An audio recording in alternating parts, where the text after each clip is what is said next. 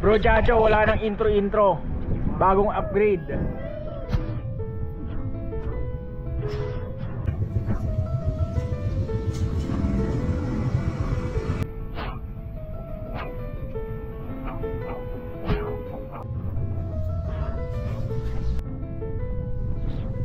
Oh, bagong upgrade, crash guard. Pangkanan muna kasi kulang ng budget. Susunod na yung kaliwa. Kaya mapapansin nila, ayan, pang ER na talaga siya. ER 150. Oh, napakaangas, tol. Customize pala talaga to para sa ER 150. Oh, Pro. Wala na NMAX, wala na NMAX. Oh, tignan nyo. Meron, wala nang nakalagay na NMAX yan, guys, ha. oh. Specific talaga to para sa ER 150. So, para sa mga Easy Ride 150 users, hindi na tayo makikishare sa NMAX. O, kita nyo? ER 150. So, pakita ko sa inyo kung paano ba yung itsura niya kapag ka nakabed. So, ito yung right side. Ganito yung magiging forma niya. Yan, dito yan yung mga butas-butas na yan. Kita ba? Ayan. So, kailangan na lang tornilyo. Wala nang modification na gagawin. Kasi nga, pang easy ride talaga to. Okay. O kung gusto nyong malaman kung saan nakabili, kung interesado kayo, gusto nyo rin magkaganito, after namin makabit, check nyo yung comment section or description box. Andun yung link ng Facebook page. Wala siyang Shopee. Tapos, eto pa, protective block ang tawag dito. Bumper protective block. So, para siyang slider, ganun ba? So, meron ng bracket, tapos eto pa yung slider. So, pagka nag-slide ka o kaya sumemplang ka, hindi yung mismong bakal, hindi itong mismong bakal yung tatama o mag-i-slide sa simento. Meron kang ganito na mag-i-slide kapag ka nagasgas. Bili ka lang ulit ng ganito, tapos yung bracket mo walang gasgas, di ba? So cool. So ito, bumili na siya ng 6, tama ba? Ayan. So 6 na slider, diba? Sobrang safe niya kasi meron ka ng ganitong bracket, meron ka pang slider, diba? And ang kagandahan niyan, pwede mo siyang kabitan ng ilaw, ganoon, mga mini driving light, laser gun, o kung ano pang accessories na pwede mong ilagay. So bukod sa pampaporma, maganda nito, may extra protection ka sa bunggo, sa crash, sa semplang, sa gasgas, diba? So ikabit namin. Ayun na, tinatanggal niya na yung balot. Ano yung reason ba't ka bumili ng ganyan? Ayaw nating masira yung flarings natin. Hindi naman natin masasabi aksidente. Pero syempre, dagdag ano na rin to, Angas. dagdag angas. Idol talaga namin yung ADV. Diba, ADV ang daming accessories. Tapos parang ang brusco, tignan, meron mga nakakabit na brackets, mga ganon. So ito yung isang way para makahabol naman sa angas ng ADV, yes. Diba? So ganito yung magiging itsura niya.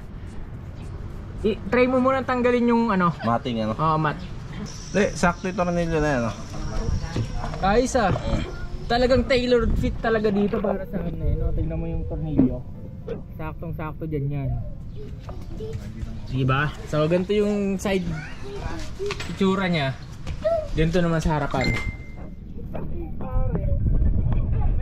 May kasama pala siyang 6 na tornilyo. Siguro ito yung fit talaga dito.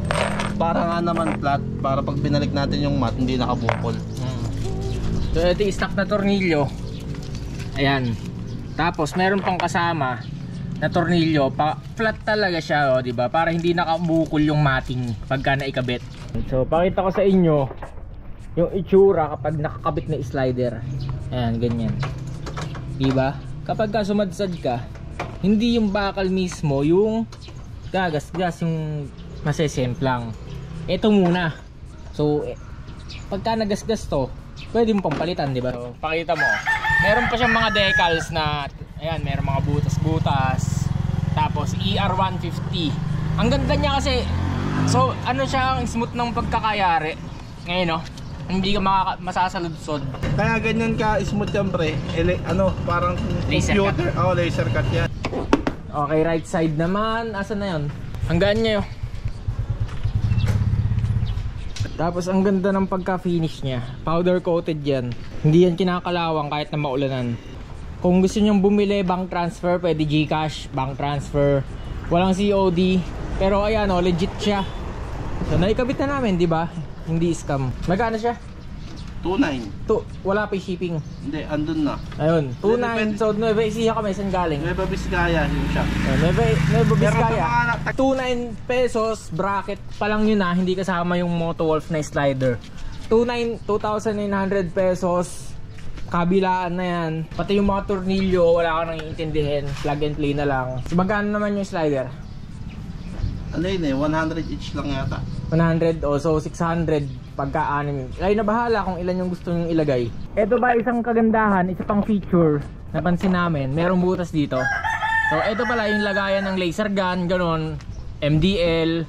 O ito, may butas dyan na abang. Di ba pagka naglalagay tayo ng mga gantong bracket, for sure, ito yung kakabitan natin ng mga yung malalaking ilaw na ganon, di ba, nakasabit na ganyan. So ito, meron siyang butas na abang. Solid. Kaya kung mapapansin nyo, dito sa unang mat, hindi siya ganong nakaangat. Saan? Okay no? Okay lang din. Hindi na masyadong nakaangat. Parang ano lang, stock lang din. Ito, Medyo mahirap lang oh. So nakaangat. so kayo na bahala, gawan nyo ng diskarte kung paano, kung ayaw nyo na nakaangat. Nasa may ano naman na yun eh. Nasa may ari naman na yun kung anong gusto nyo gawin. Ang nakita kong kagandahan niya, nakita nyo yung design ng kaha, nakasunod yung bracket. O di ba? Tailored fit talaga siya para sa Easy Ride 150. Ayan, ano, di ba? Tapos ito pa, extra protection. Tapos kung ano yung hugis ng motor mo, ganoon din yung bracket, di ba? So ang simple niya tignan, hindi siya OA, di ba makikita nyo yung ibang mga bracket OA. So eto siya, ang simple lang. Siyempre, alam naman natin, nagmumotor tayo, 2 wheels lang yan. Hindi natin alam kung kailan dadating yung aksidente. Ayan, para ma-make sure na yung rider complete gears. Meron din gear para sa motor, di ba? Hindi siya naked na pagka tumaob, ito agad yung tatama sa semento. So ito yung point of view pagka nakasakay ka na. Ayan, kikita mo siya. Ito yung pa ako. Di ba? Dagdag pa ka na rin. Lagi sumasobre pa ako eh. Malaki pa ako eh. Oh, yun oh. Patulad niya. Para sa malalaki pa ah. Ayan. Tapos, pagka di ba nag-slide ka, hindi yung paa yung tatama sa semento. Di ba? Yung unang tatama, ito, yung bracket. Ayan, so ganyan. Start natin kung meron bang vibration. Yeah. Ayan. Ayan, nakikita nyo? Parang hindi naman nagba-vibrate. Normal lang naman sa, di ba, pagka kaka-andar ng motor, nagba-vibrate to. Manivela. Pero yung bracket hindi siya nagba-vibrate. Tamang higpit lang nung ano. Ay, alam, wala. Ayan, walang alog. Tamang higpit lang nung bracket. Tapos, ayan. So, ganito yung point of view. Ay, ganito yung itsura pagka ayan. Di ba?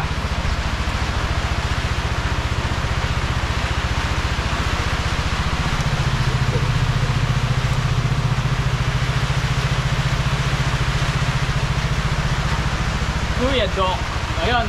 Kung interesado kayo dito, presyo niya 2.9. Wala pa yung mga slider na Moto Wolf. Tapos, kung mabot ka sa part ng video na to, bro, Chacho, comment mo naman kung tagasan ka para malaman namin kung saan umaabot yung mga videos namin. Tapos, pakita mo pala yung mini driving light. Yan yung huling upgrade na nilagay namin. Pop. Yan. Ayan. Kung meron kang question about sa mga upgrades, sa mga nilagay, or meron kang suggestion kung ano pa yung pwede namin ilagay dito, comment mo lang, feel free to comment. Yun lang mga bro, Chacho, hanggang sa muli. Paalam.